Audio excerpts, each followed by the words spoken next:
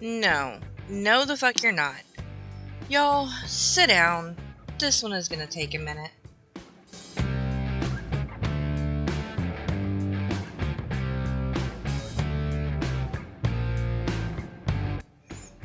Okay, first things first, this is gonna be a rare video where I don't have many sources linked.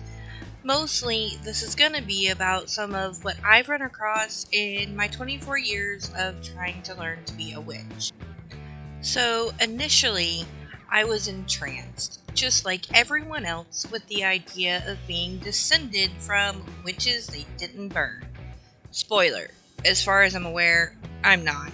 Genealogy is a fun hobby, but has zero to do with my praxis, if I'm being honest here. I went through the sads of having a broken bloodline and of not having the right heritage for this or that praxis. Hell, I even went through a silver ravenwolf phase. But, how about we keep that last bit just between us? Huh? So what have I learned from all this? Well, as a community, us witches have turfs, folkists, woo peddlers, fleecers, scam artists, and con men. They're loud and they suck ass. To be clear, I'm not saying that they represent us all. I'm saying, sadly, they tend to be the ones that non-practitioners are aware of. Since that's a long list, how about we just try dealing with the focus today? Folkist, while not a new term, is a term that I've only learned recently from a heathen friend, Ocean Keltoy, and a Hellenic friend, Eliakai. The definition they use when discussing this term is the belief that ancestral ties give benefit, privilege, or access to a religious tradition, especially in lieu of a living culture. Honestly, I'm not sure if there's a term in the witch community for this, but I've seen this pop up in the community in regards to bloodlines.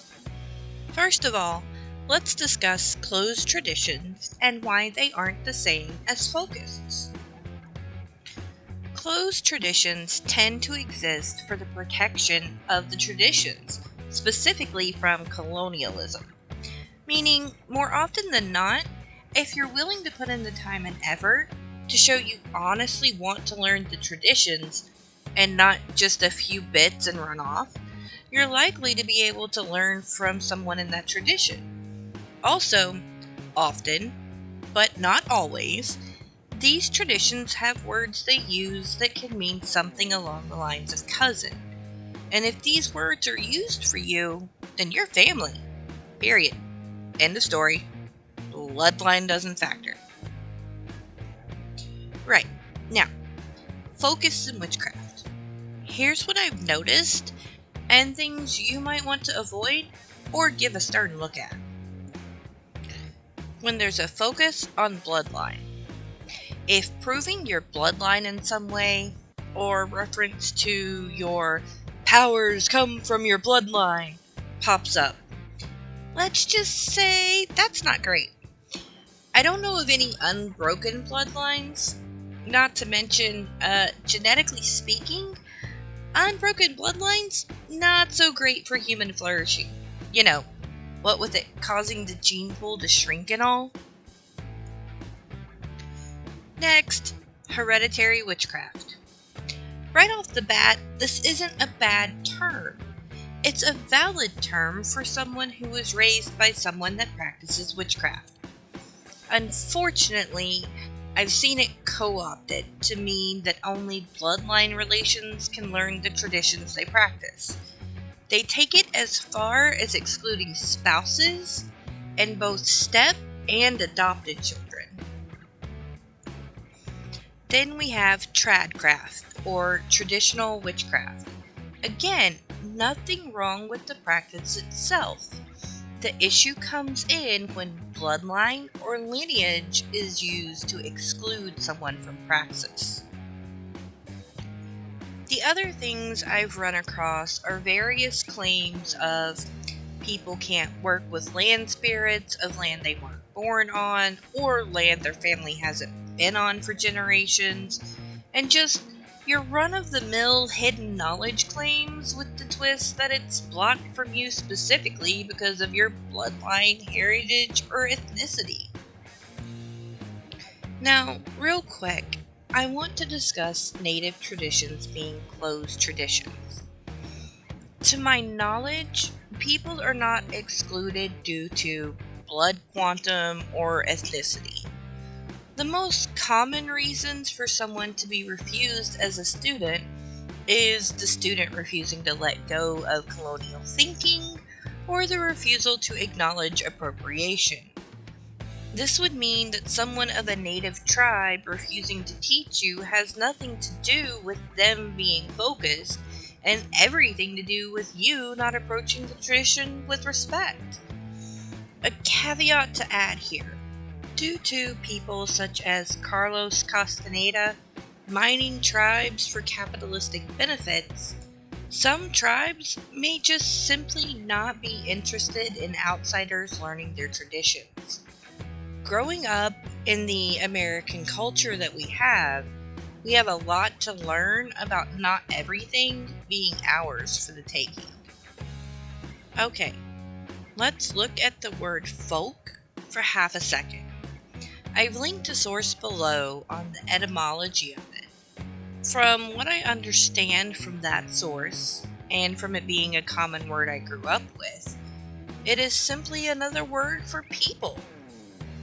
It needs another word in front of it, such as country, city, poor, to give an indication of a specific group of people being referenced. Commonly, it refers to country people. This is, from my understanding, where the term folk traditions comes from. It's no more specific a term than heathen or pagan.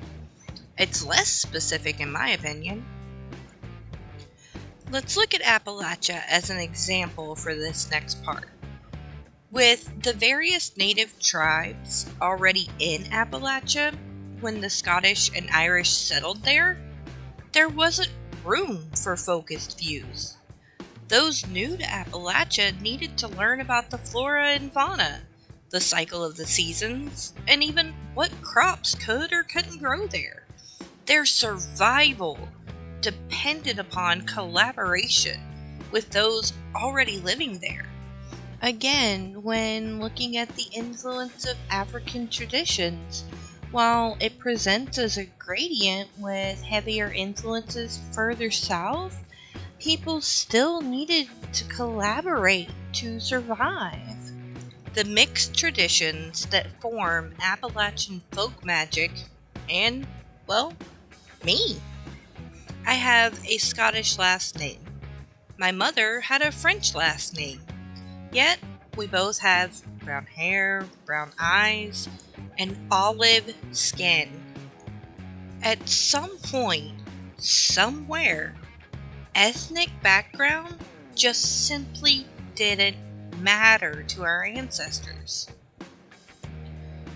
Focused views that something inherent in one's blood or ethnicity determines what type of praxis you can have, at the end of the day, boils down to removing agency, not only from practitioners, but from the gods we may worship.